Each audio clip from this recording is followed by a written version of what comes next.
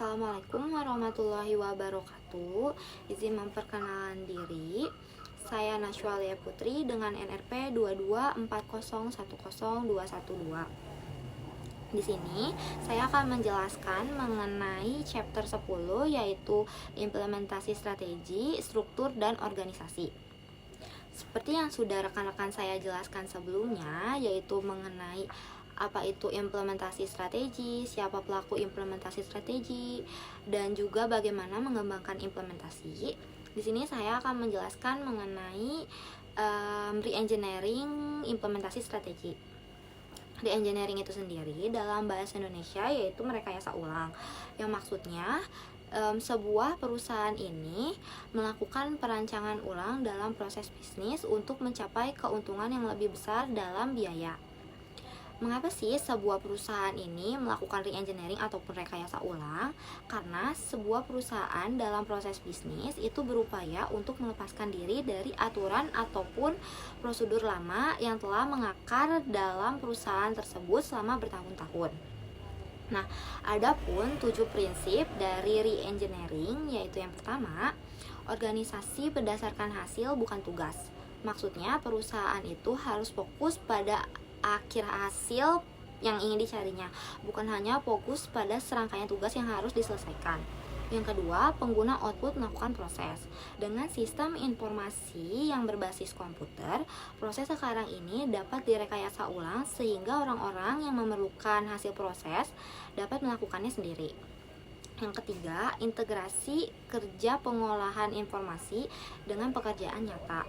Informasi yang dihasilkan dalam suatu proses harus langsung terkait dengan pekerjaan yang dilakukan.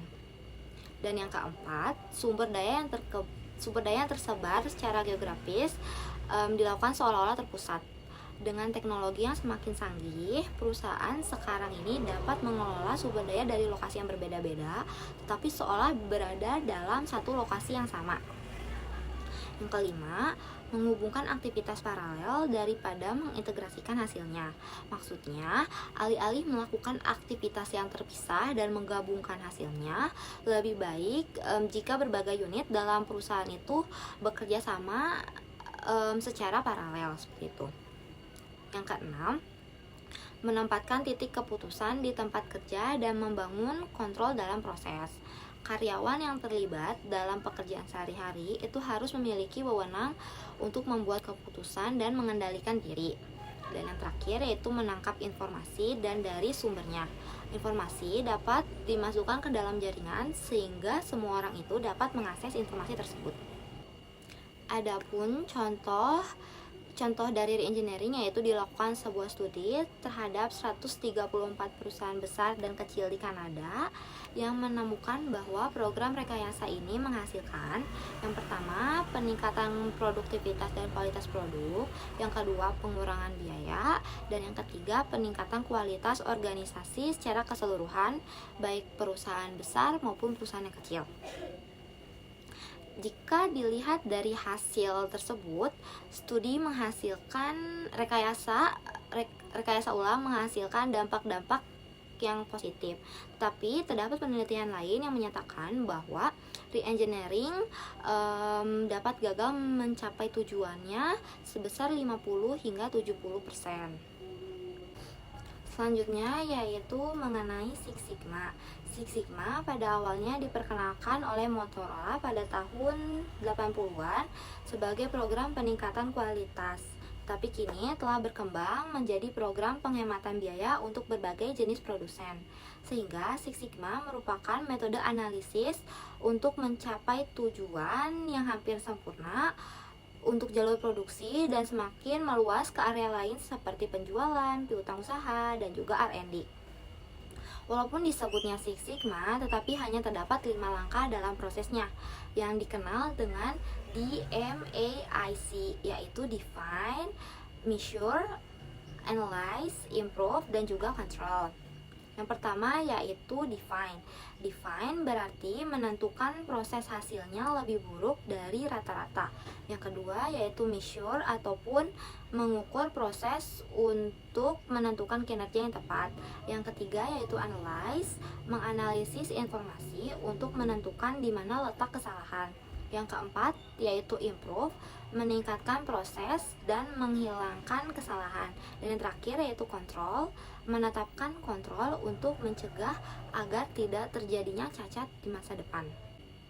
Adapun versi terbaru dari Six Sigma ini yaitu Lean Six Sigma yang menggabungkan pendekatan statistik dari Six Sigma dengan prinsip-prinsip Lean.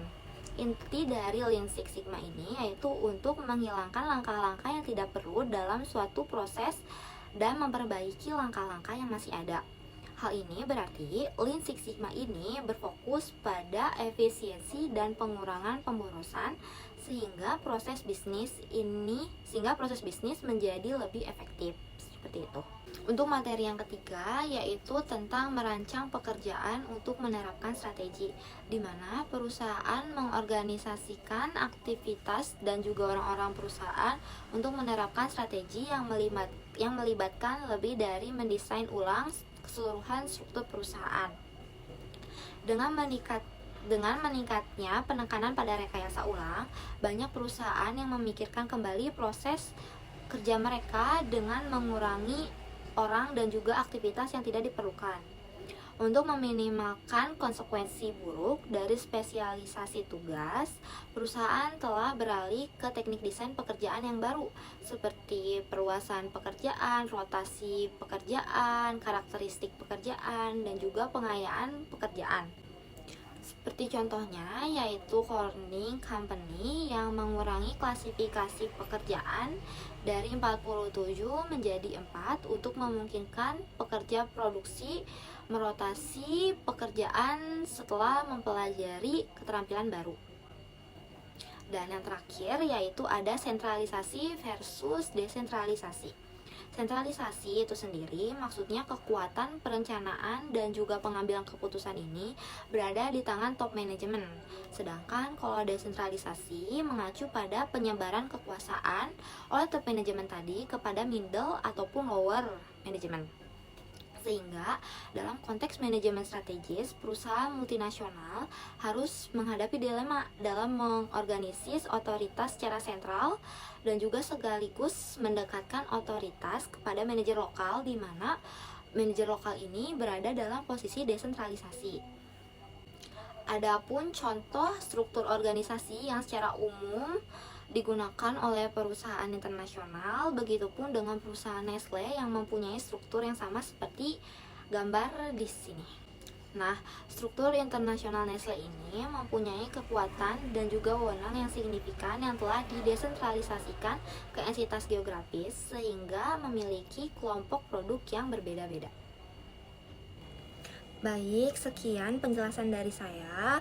Mohon maaf bila ada kesalahan kata. Semoga materi yang saya jelaskan dapat dipahami.